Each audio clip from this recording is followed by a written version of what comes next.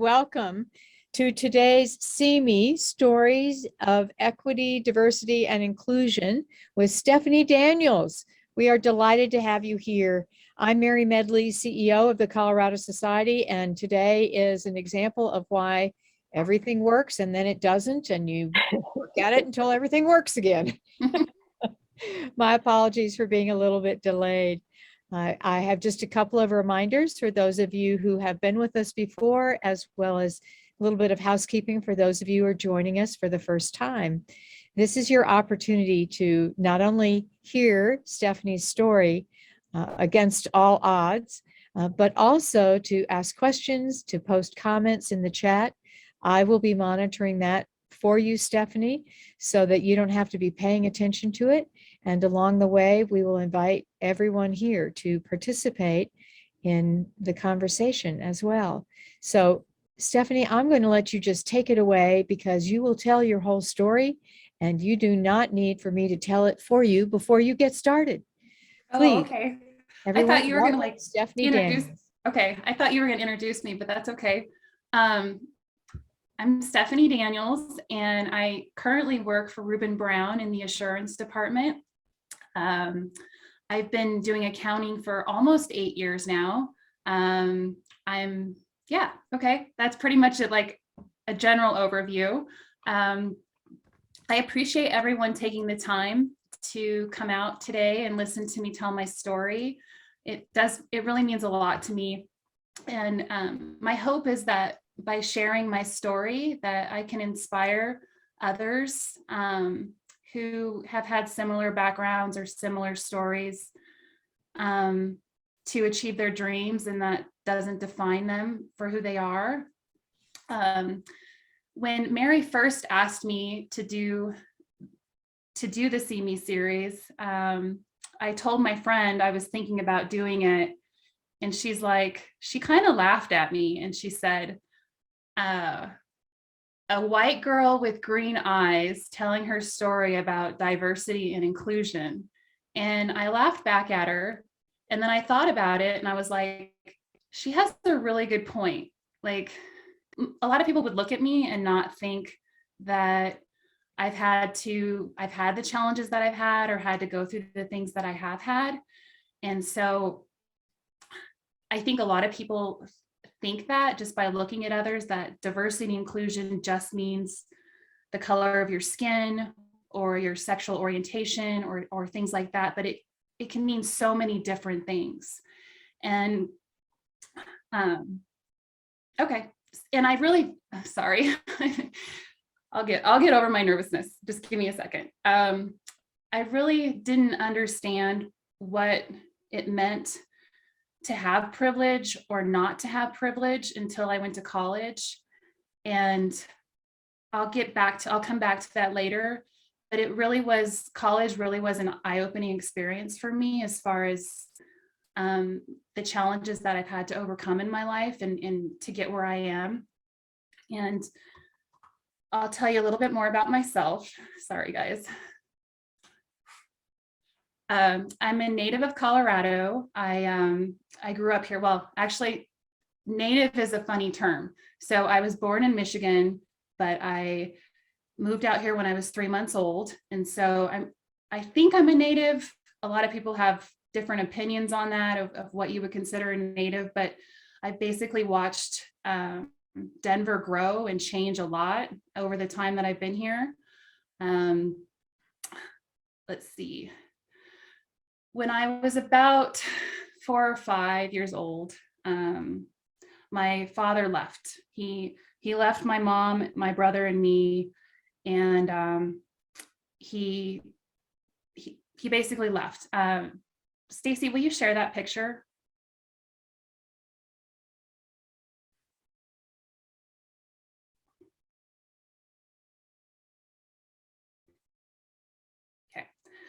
So these are a few pictures of my brother and me when we were little. This is in Denver. We lived off of like 6th and Lowell, kind of where 6th Avenue dips down as you're going west. We lived like right there. And this is where we lived when my parents were married, and my mom lived here for a little while after my dad left. My mom actually didn't have any work experience. She was a stay-at-home mom. So when my dad left, she really didn't have any, skills or anything like that. So she applied for food stamps. We had Medicaid.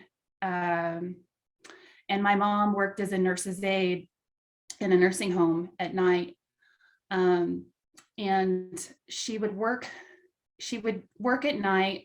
She would take us to work with her at night, and we would sleep in the nursing home, and she would basically sleep during the day when we were at school. I can remember, like, when I was a kid, being in the nursing home and sleeping in the nursing home at night. And she didn't do this job for very long. She did struggle to keep a job, and I'll come back to that a little later. But I remember, like, sleeping in the nursing home and, like, old people walking around the nursing home. And I remember this one time, this, like, old person, and I think it was an old man, came up to the nursing home window and, like, peeked in the window, and, like, I remember opening my eyes and staring at him. And I'm not sure to this day if it was a bad dream or if it really happened, but I can remember that from a long time ago. So, but she would take my brother and I to the nursing home at night. When my great grandma, who lived in Denver, would watch me sometimes, if she could. But we moved around a lot from apartment to apartment. My mom had a really hard time holding a job. And so she would lose a job, or she had a difficulty keeping relationships with different people. And so I moved around a lot. I think I went to 10 different schools from elementary to high school. That's different elementary schools and different high schools. When I was about 10, my mom actually got admitted to Fort Logan Mental Health Center. And they diagnosed her with schizoaffective disorder, which is a form of schizophrenia.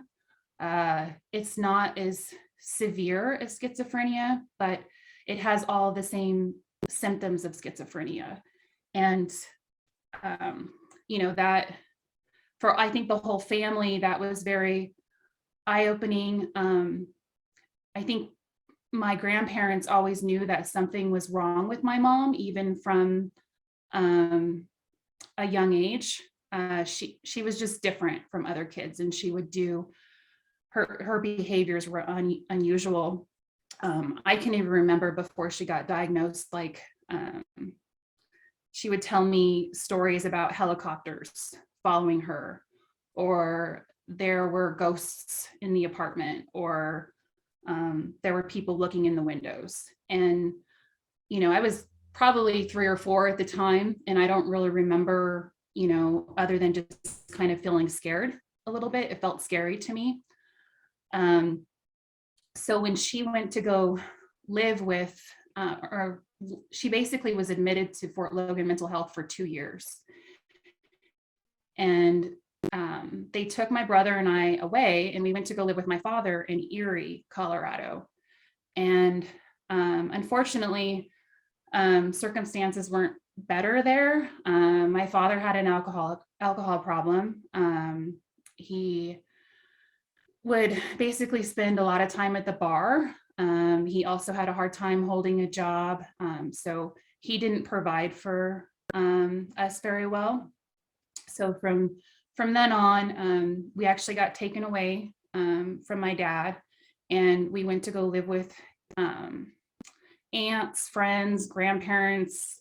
We basically got shifted around a lot. There were a few times I even spent some time in a foster home. I think the thing that I'm really grateful for is that I had some really great friends that had very strong family relationships. And so they kind of would adopt me into their family and treat me like a daughter. And so they would take me to church with them. And yeah, I think a lot of the like my moral compass today and the things that I learned a lot from them and from my friends and their parents. And so I'm really grateful for that. My brother, he unfortunately, he kind of went down a bad path in our younger years. He got in trouble with the law, was hanging around the wrong crowds. For me, I did that sometimes, but I always knew like there was just something like an internal compass that I knew that this wasn't good. This wasn't a good decision. And so I would always realize that and I would be able to pull myself out of it. I don't know how to this day. And I think it just has to do with just being around some strong family and like or friends that, had that strong moral compass and those values that they kind of instilled in me that I was able to pull myself out. Despite all of that challenge, I was still able to graduate with my high school class. I think I had even quit school for about 6 months and still went back and graduated. After I graduated, when I was in high school, I was actually sleeping on my mom's couch, and I didn't have a bedroom or a place to like call my own.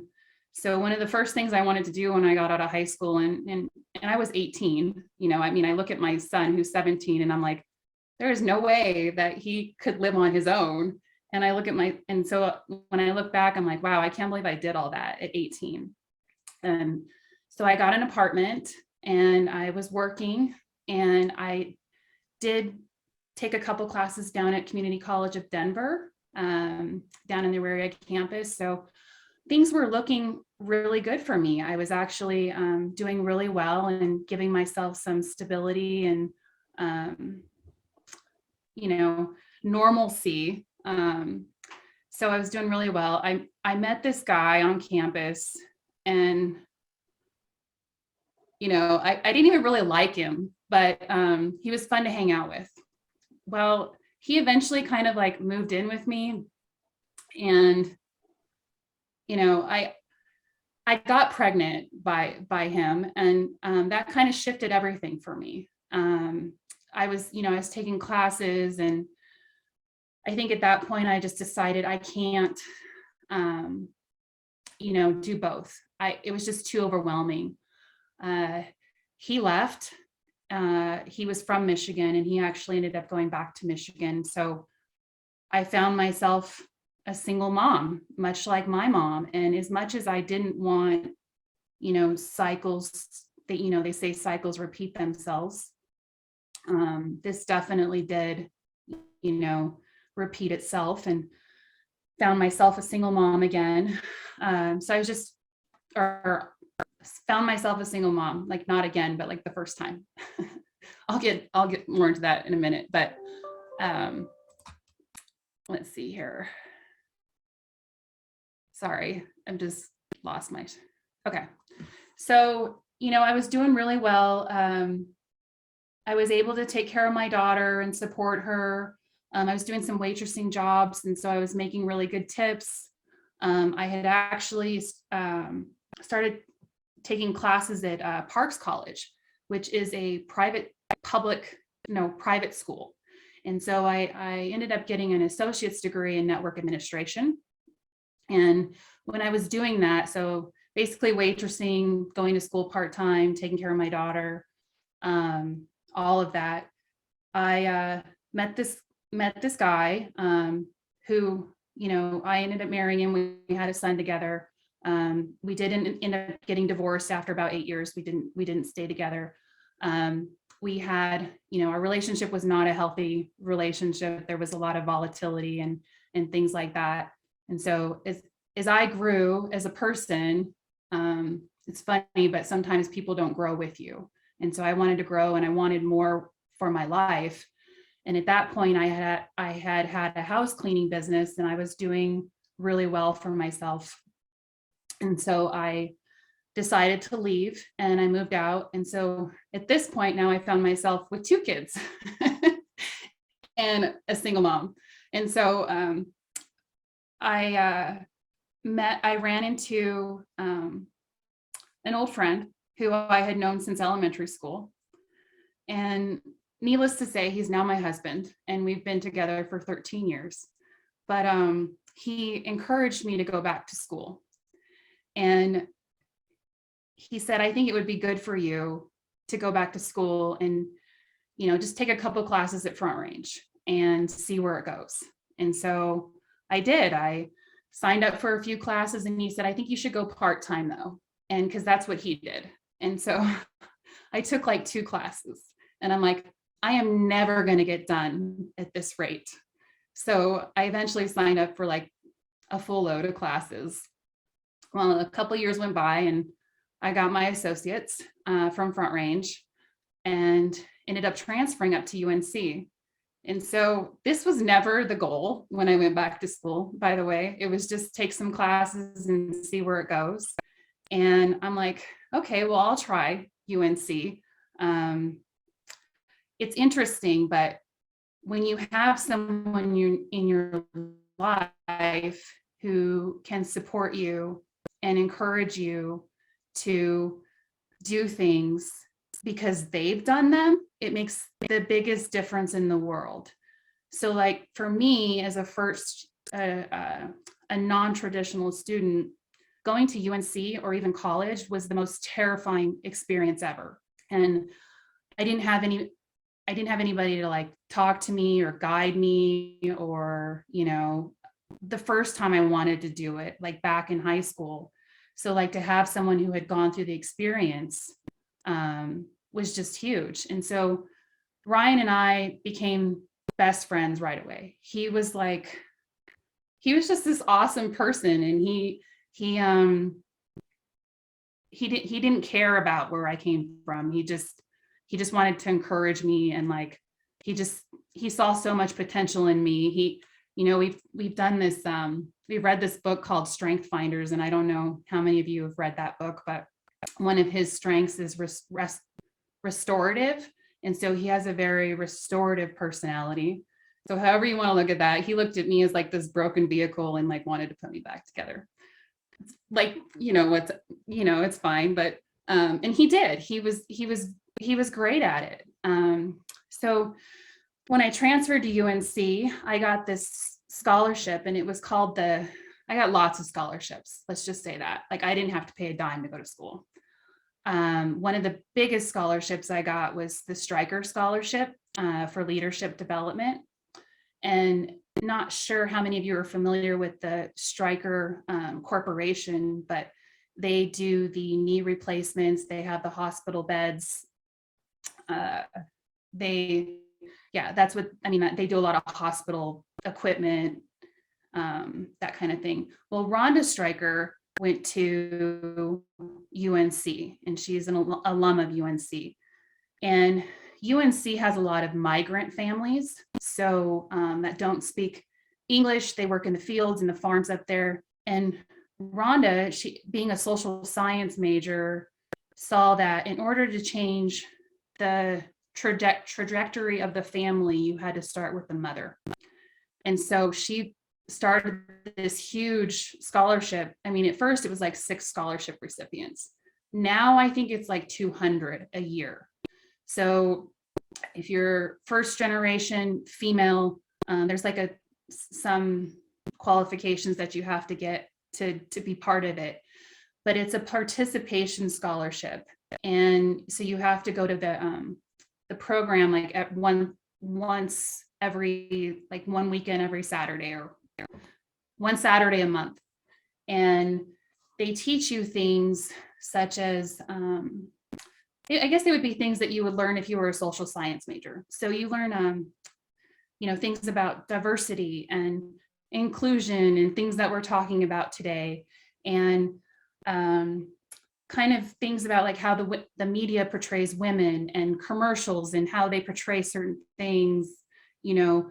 And so I learned a lot from that program. I mean, it was a very great program for me to be a part of. Like, to put it in combination with my business degree, I felt like it made me a whole well-rounded person. I became more aware of social inequality and diversity and things like that I wouldn't have known if I hadn't done that program just as a business student. One of the things that we did was called the Privilege Walk. And I believe the COCPA has done this. And they actually got some pretty interesting feedback from it. When I did it, what they do is we all stood in a line, like all the scholarship recipients. They ask you a series of questions such as, are your parents still married? Have they been married the entire time that you were growing up? Did like the color of the color of your skin is anything other than white? And then like you'd answer these questions and it would say, step back or step forward. Step forward meant that you had this privilege in your life, and step back meant that you didn't have that advantage. And so at the end, I found myself in the very back, and I didn't expect that. And so like, it was very eye-opening for me. And there were times I didn't want to step back. I'm like, no, I don't want to be in the back. Like, I don't want to be all the way in the back. And I found myself all the way in the back. And it was just like really enlightening. I think at that moment, I realized how tough my life had been. And I mean, I think I kind of knew, but like, it just gave me some clarification.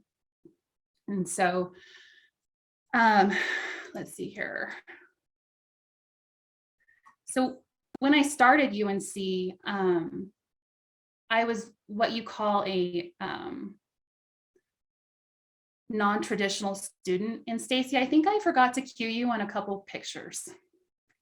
Will you put it on the next picture? Because I got off my thing. This is me, my high school graduation. That's my brother and my mom. And my mom had already been in Fort Logan. Will you go back one more? That one, yeah. So that's my mom. She was stunning, just gorgeous. And I just think she's one of the most gorgeous women I've ever seen in my life. And my cousin, me, and my brother at a park in Denver. And then the other picture is my mom, my brother, I, and my grandpa. And that's standing outside of Fort Logan Mental Health Center. So that was the day that my mom was admitted to Fort Logan. And so I actually found that picture. I have a ton of pictures. So I was like, wow, I can't believe I found that. Okay. Will you go to the next one, Stacy? Yeah. So this is high school graduation. Let's see here. Okay. Thanks for being patient with me, guys. So when I started at UNC, I was what was called a non-traditional student. And so I had never heard that term before. And it just meant that I didn't go directly out of high school. And my experience at UNC was much different than my experience at Front Range. The mix of people that were at Front Range looked kind of similar to me. They were non-traditional students, older, and then I go to UNC and everybody's like 12 years younger than me. And I'm like, oh my God, and there were not very many older people in the business program. I was one probably out of a handful. And so I always felt like I was an imposter. And I don't know if you guys have heard that word, like I was pursuing a major that I shouldn't have been. Like I was going after something that maybe I shouldn't have. And so I had to do a lot of self-talk, like positive talk to myself, and tell myself that this is what I really want to do and I can do it. And it doesn't matter if I'm older, it doesn't matter if I'm behind everybody else. And um, I think there's a quote out there that says sometimes, and I don't know who says it, but it just popped into my head. Sometimes you're ahead, sometimes you're behind, but in the end, the race is only with yourself. And so like, that was something that I told myself the whole time. Like, okay, this isn't a race with everybody else. It's just me. And so a lot of times when I'd go to class, I was going to class and then I was going home to take care of my family. So I was going to work, going home, and then taking care of my family. So I didn't have time to do all the stuff that like a lot of traditional college students would do, go out, hang out, be part of a sorority, all of that. I was very focused on what I was doing, just trying to get through my degree. And I was very grateful that a lot of my clients that I had knew I was going back to school, and they were so supportive. They were like, yeah, if you need me to move me on this day, that's fine. If you need me to move me over here, that's fine too. And so I commuted back and forth to Greeley from Denver for 2 years. And it seemed like longer, but I didn't have air conditioning in my car. My air conditioning went out. This lady hit me, and then my air conditioning went out, and the insurance company wouldn't pay for my air conditioning. They said that that was something that was part of something else, not the accident. Don't know if anybody's ever had that happen, but that was awful. I did join Beta Alpha Psi while I was at UNC my senior year. And I realized very quickly how conservative and traditional accounting was. It's a very, professional, traditional, and, I'm coming from a blue collar, poor family, and I'm like, I don't know if this is where I should be. And they would teach you things like how to properly eat at a dinner table, which fork was what fork, and where to place your napkin. And when you're done, how do you put your knife and your fork at the top of the plate? And these were all things that I didn't know. And so it was very intimidating. Like, I just remember thinking, oh my gosh. And some of the students that I was, in school with were so just ambitious and smart and, just well spoken, and they could get up in front of an audience and it didn't bother them. And me, I'm over here, obviously like very nervous. And so I had this amazing professor, and I think she's on this call today, Professor Greiman, who, when I was doing my master's program, she actually asked me if I would be interested in getting published. And she's like, I'll need you to do some research on a few topics for me. And so I did. I did some research for her, and I ended up getting published. And this was my master's degree. And I don't know if she knew, and I've never asked her, but I don't know if she knew that if she was trying to help me, like, to get a job and try to give me some one up, in trying to, look great. So anyways, I ended up graduating summa cum laude, my bachelor's degree. I interviewed, I did meet the firms. I interviewed a lot, no offers, not one. And I don't know if it was because I just had really bad interview skills, or firms would look at me and think, nah, she's older, she's not going to want to work the hours, or she might have difficulty working with some of the people who are younger than her.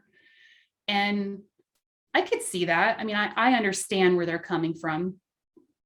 But it wasn't until my master's degree, getting published and pursuing my master's, that it kind of changed everything for me. So then I went through Meet the Firms again. And there was this really amazing firm, and I work for them now, Reuben Brown, and they invited me to an event at Coors Field. And I met Greg Osborne, who's a tax partner, and I was just myself around him. And he just loved that. Like, we had some things in common, and I just kind of shared a little bit of personal experience with him. And He was just so impressed by all of that and everything that, I had overcome and being a non-traditional student. And so I got an offer from Reuben Brown, and I was still interviewing with other firms, and I didn't even do it because I just knew that Reuben Brown was the firm that I wanted to be a part of. It just felt like they accepted me for who I was, and non-traditional, and so that just felt right to be there. I actually did leave and come back. I've always been one of those people who thinks the grass is greener on the other side. Oh, you mean if I leave public, I could get paid more and work less hours? That sounds fantastic. Well, to do it, in reality, the money wasn't worth it for me. And the fact that I wasn't growing and being challenged, it just wasn't worth it. Like I didn't go through everything that I went through to go back to school and sacrifice time with my kids and everything, all of that to not keep achieving and moving forward and growing and developing. And that is the one thing that I love about public accounting is that even though it can be stressful at times, it's just never a dull moment for me. And since I've been back, I've felt welcomed back and challenged beyond being challenged, which is great. Like I continue to grow and develop, and it's okay to make mistakes. And I've had to tell myself that it's part of growing and developing. And Reuben Brown has been really great about understanding that, hey, it's okay to make mistakes. That's how we learn. That's how we grow. I didn't necessarily have that same experience when I left and went into to be an accountant. It was very everything had to be exact and perfect, and so I love that about public accounting is that they let you grow and learn. So let me look here real quick. Okay, so I was talking about Ryan, who's my husband, and just so you guys know, he's also a first generation student, college student. So he was the first person in his family to also go to school. Well, it took him 11 years to get his degree. And so he took like 1 or 2 classes at a time, and he worked full time at McLean, and McLean Company paid for his degree like the whole time. So he didn't end up paying anything, but he was working and going to school while he did it. And he loaded trucks, like loaded. I still have to hear this story to this day. I don't even know how much weight. He just picked up boxes and boxes of trucks, like of food, and loaded into a truck for 8 hours a day, which is just blows my mind. And they still have people do that. Like, it's not even like they have to hire people to do that all day long. And, but it's just inspiring to me. And now he's in management, and, he's just an awesome leader, and like watching him, inspire his team and grow his team and how much he cares about the people that work for him. He's a really great guy. And I'm going to tell you even more a greater story about him in just a second. But so I was actually in February of 2020. So right before the pandemic hit, I was training for my first marathon. Okay. I ran 22 miles for my training session. That was part of my training session. So I ran all the way around the arsenal. Not very fast, mind you, but I did it. And right after I did that, I started, well, when I was doing it too, I started getting shortness of breath. And I started waking up every morning with these horrible migraines. And then I would throw up after the migraine happened. And I thought that maybe it was stress related, because it kind of came and went. So after a couple months, it was still happening. I set an appointment to go see my doctor. Well, I went to see him, and he takes my blood pressure, but he doesn't check my blood work or anything like that. He just takes my blood pressure. He's like, oh, you have high blood pressure. And he puts me on blood pressure medication and sends me home. That's it. So like 2 days later, I'm like, I wonder if this is working. So I go down to Walgreens and I ask the pharmacist to take my blood pressure. Well, needless to say, it was like 200 over 130 something. It was like dead. You should be dead. Okay. And the pharmacist is like, well, call your doctor in the morning and see what he says. He's like, because that's not good. I'm like, well, my blood pressure should go down right after being on meds for 2 days. He's like, yeah, you would think it would start to come down. Well, no, it was higher. And so I called my doctor in the morning, and they basically said, there's nothing we can do for you at this point. You need to go to the emergency room. So we went to the emergency room, and they ran every single test possible on me. And I've never had so many tests done on me ever.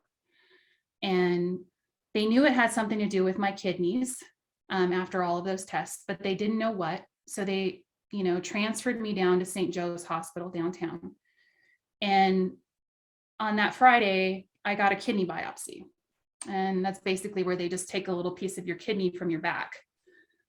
And they give you some medication to relax you. Well, I had to wait in the hospital the whole weekend for those results because they send them down to Atlanta. And then you have to wait for them to come back. So that following Tuesday, I finally get the results back.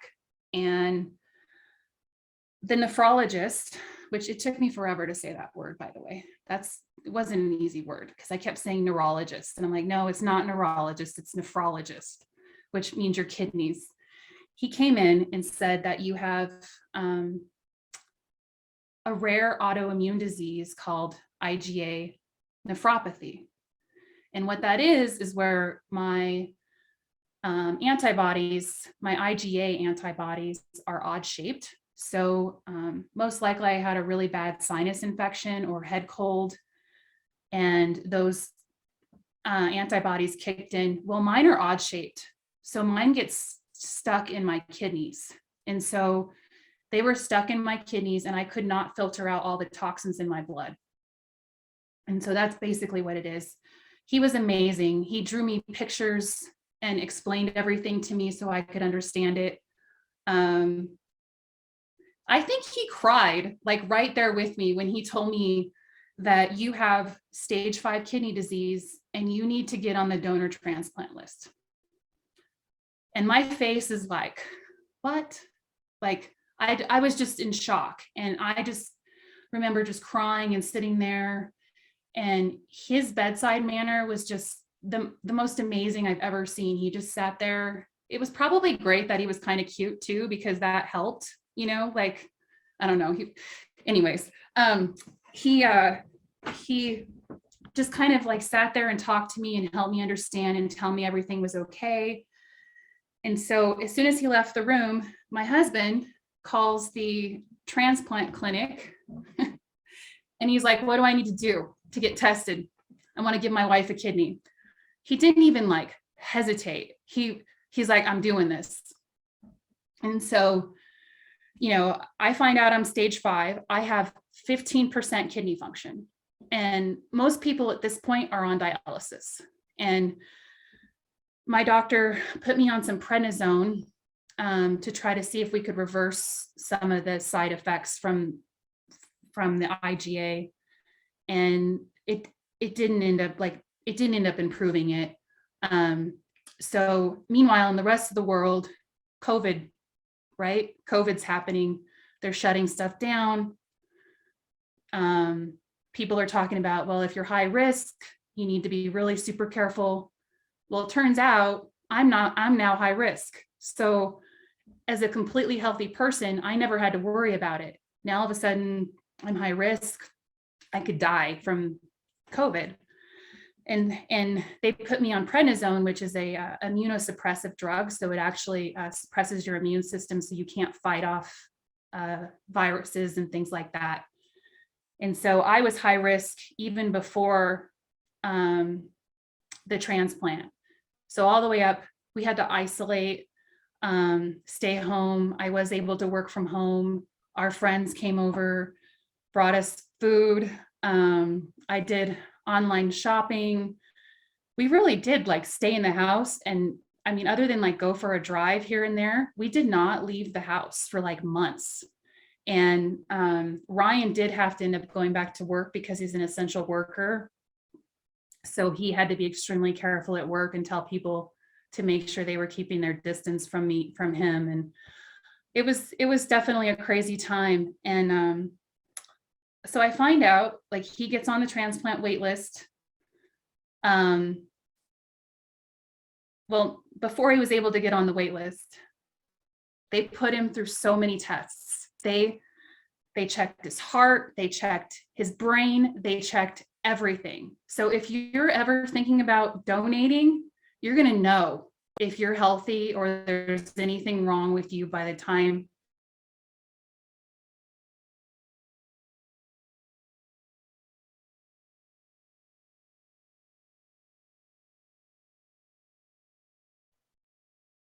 It looks like Stephanie may have frozen, huh? Is she frozen for everyone else? Yeah, she's frozen for me as well. Let's see if we can chat to her.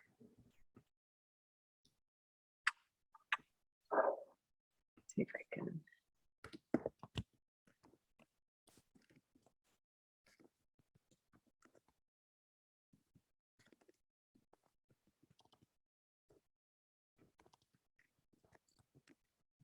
Yeah, she's Okay, coming let's- back. Yeah. Yeah, here we go.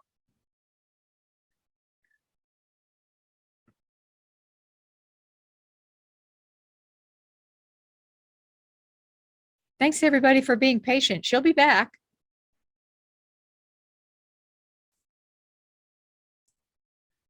Can you guys hear me? Yes, we can now. I'm so sorry. That's okay. It's Not to worry. okay. I was like, there's nothing wrong with my internet. It's weird. Anyways, so it turns out that he was a match. We matched blood type and we matched antigens, and there was 0%, like I had to go through tests too. So like there was 0% chance that I would reject his kidney. And that's a test that you have to take too.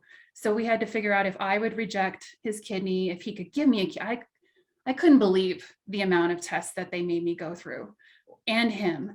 And that last week before transplant, I had to do what was called a stress test, a heart stress test, where they put me on a treadmill and like set it like to the maximum incline. And I have to get my heart rate up to like 155.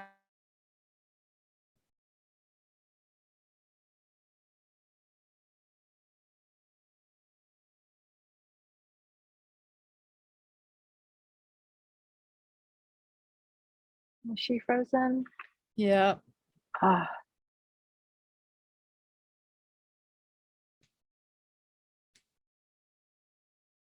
let's see. Apparently the IT gremlins are at hand today. They are being feisty today. Yes, they are. She'll be back.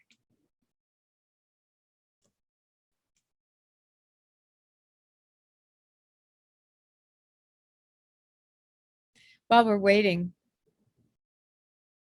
Stephanie said something at the very beginning, I think is a good reminder for all of us. Diversity, equity, inclusion don't necessarily have to have anything to do with the color of your skin or your ethnicity, right? You can be challenged. Here she comes. Even if you are what's considered to be white Anglo-Saxon Protestant. Are you back, Stephanie? Okay, I'm back. There we go. Sorry. That's all right. So I had all these toxins building up in my blood work because my kidneys couldn't filter them out. And that feeling is awful. It's called uremia. And I just felt tired and weak and like sick all the time. And so like trying to go up a treadmill and get my heart rate up to 155, that was like the hardest thing ever. And I did it. And will you put it on the next slide, Stacy? Yes. Oh, that's me and my kids. I forgot about that one. Will you go to the Oh. next one? Oh, I forgot all these pictures. Okay, this is UNC. This is my master's program. Professor Greiman's on the right, Wilcox and Seton.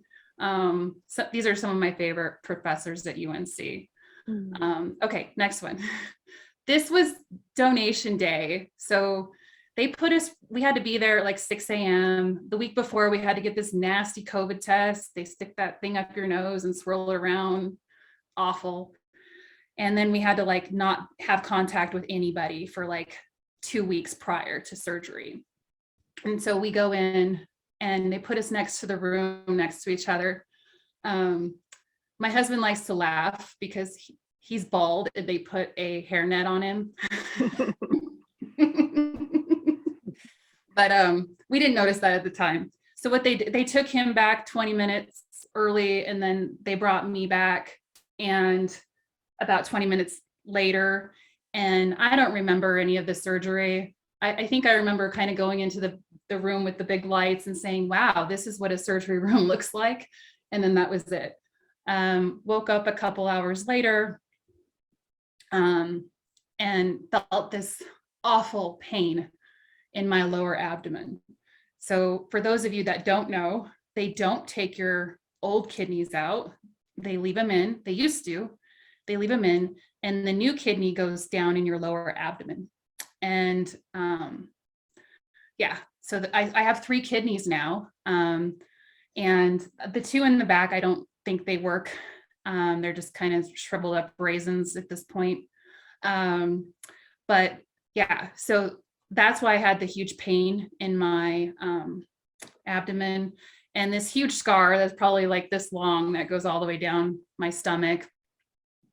And the next day, they brought Ryan in a wheelchair, and it was just the most amazing feeling, like seeing him for the first time since we had surgery, and like what we went through as a couple, and like this, knowing that this person just saved your life. Like he literally just saved my life. There is nothing that I could do to ever repay him for what he did for me.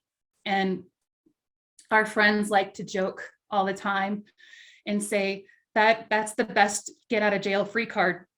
You know, man, you got this for life, which is somewhat true, because every time I get mad at him, I almost feel guilty, like I shouldn't get mad at him because, you know, he did this huge thing for me.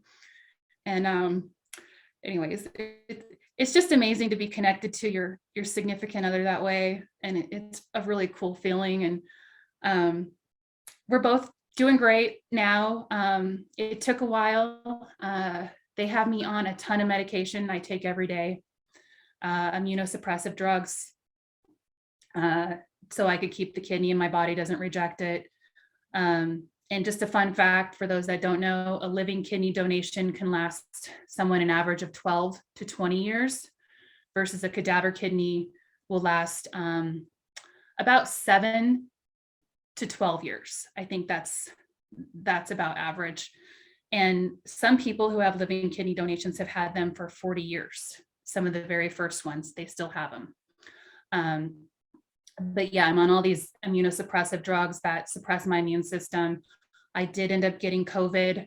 I got the Omicron version, which was not as severe. They brought me to the hospital, gave me a monoclonal antibody, and I was able to recover really quickly from that. And now we switch to the next slide, Stacy. This was the day I went home from the hospital. I lost a ton of weight. I probably lost just because I wasn't hungry from all of the like feeling uremic and all of that.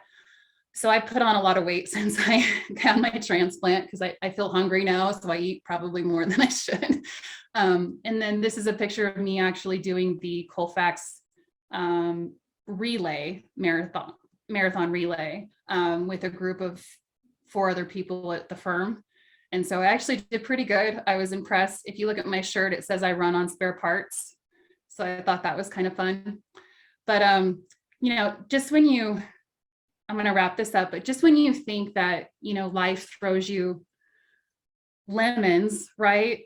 It's what you do with it. And you make lemonade out of lemons, right? So like, I could have been a statistic. I could have been one of those kids who ended up in juvie or had a drug problem or all of those things based on my childhood story, but I chose to change it. And just like when I got the kidney transplant, I looked death in the face and thought that I could possibly die. I don't know if I would have died. That might be a little dramatic, but I would have had to been on dialysis, and it could have changed my life a lot. And so, I just hope that this story can inspire someone, who, maybe in the similar shoes, that, there's a lot of things that can happen in life to be grateful for. So thank you everyone for listening to my story. And I apologize for being nervous. I'm definitely not used to presenting in front of this many people, but thank you. I appreciate you all. Thank you, Stephanie, for sharing your story. And, speaking at all publicly is at the top of the list of things that many people just can't do at all. And you did brilliantly. I really, really appreciate you saying yes.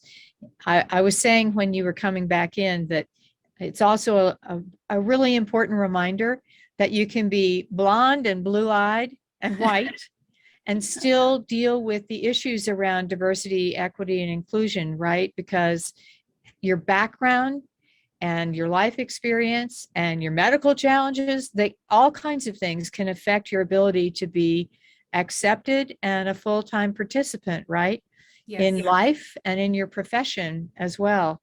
And that's why I thought when you chose Against All Odds as your title, it made such great sense. Remember, everybody, you have the opportunity to post a question or a comment in the chat. We do have 7 minutes for a little bit of conversation with Stephanie, so I encourage you to do that. You can also unmute yourself if you would like to just ask a question or make a comment directly. I'm going to ask the first one. So in public accounting, you had to go through a lot, right, with Reuben Brown. And you said earlier that it was an amazing firm and that Greg Osborne, just as Janelle Greiman, was a huge influence on you. What is it about your experience, do you think, that made you say, public accounting is my place and I can do this against the odds that I'm dealing with?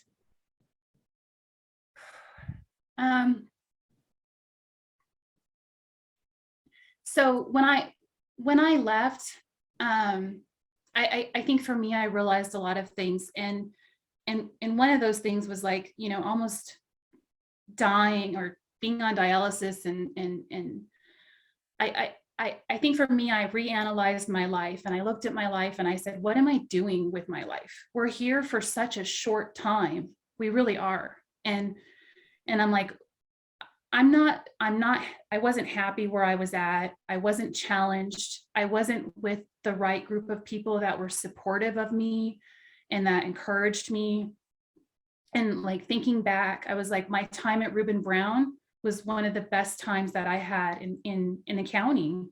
Mm-hmm. And so at that point, I really wanted to come back. And I left partially because of, my son being in school and trying to get him back and forth to school. It just became a lot. It was overwhelming. So when I asked to come back, I knew what I was getting into this time around, mm-hmm. Which I didn't really understand the first time. And I changed my perception of everything. So like, instead of focusing on how hard everything is and how stressful it can be, I was like, I'm learning, I'm growing, and I'm helping clients, and I'm actually doing stuff with my life that's important. And I think that's why I give back so much now than I did before, like even now more so than ever, just because we are here for such a short amount of time. And what are you going to do with your life? Are you going to make it meaningful? How are you going to make it meaningful? And that's the questions I ask myself. Janelle has posted, great job, Stephanie. I've always been so proud of you. What made the difference in school when you recognized, again, it's an inclusion aspect, right? Here you are with all these traditional students, much younger than you are. You said you kept going and you did a lot of self-talk about hanging in there and doing it anyway. What in particular did Professor Greiman do for you in addition to asking you to work with her and ultimately get published? So I had several conversations with Professor Greiman kind of about my background and how it was hard for me, and then trying to decide if I wanted to do tax or audit or, you know, that kind of thing. And she's one of the professors that I was able to open up with about some of my challenges and difficulties that I had while at UNC.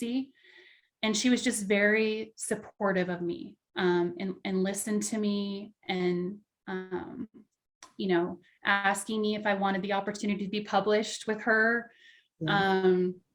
That was just amazing. Like, it was a great feeling to feel like there was a professor that I connected with on a personal level. It does make a difference, doesn't it? Yeah, it was huge. So, what advice would you give to all the rest of us about how to support single moms, people going through health crisis, and still trying to maintain a career? Be open-minded. I think sometimes, you know, just in general, I think people can sometimes, and I'm not saying anybody here is, but people can be judgmental sometimes in certain circumstances. And I think that the biggest thing is to realize that, just to be open-minded, because sometimes I think the best people can be the ones that have gone through challenging situations and can be your strongest assets. And you know, that empathy and that leadership and that compassion comes from people who have had all of those challenges.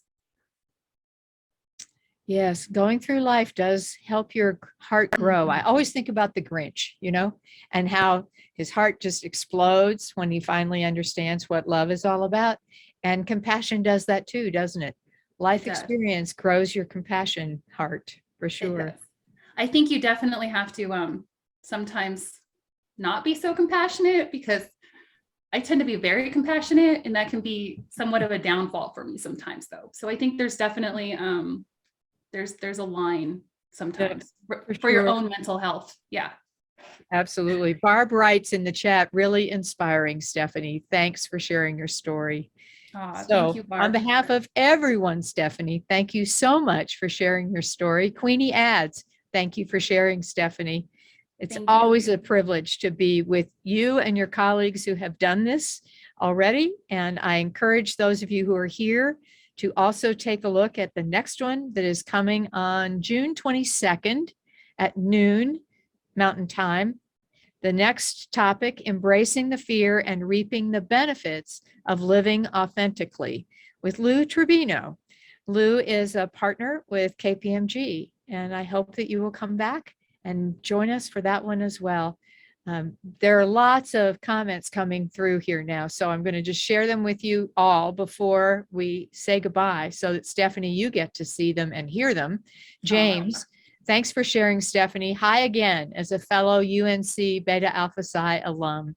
Hi, and James. Heidi says, amazing presentation. Great job, Stephanie. That's Kate. That's Caitlin. Yep. There you go. Thank you, Rodney. Thank you all for joining us today. Have a wonderful rest of your Wednesday, and we'll look forward to seeing you again as well. You can always encourage your colleagues to join us too. We'll see you next month. Have a great day. Thanks, everyone.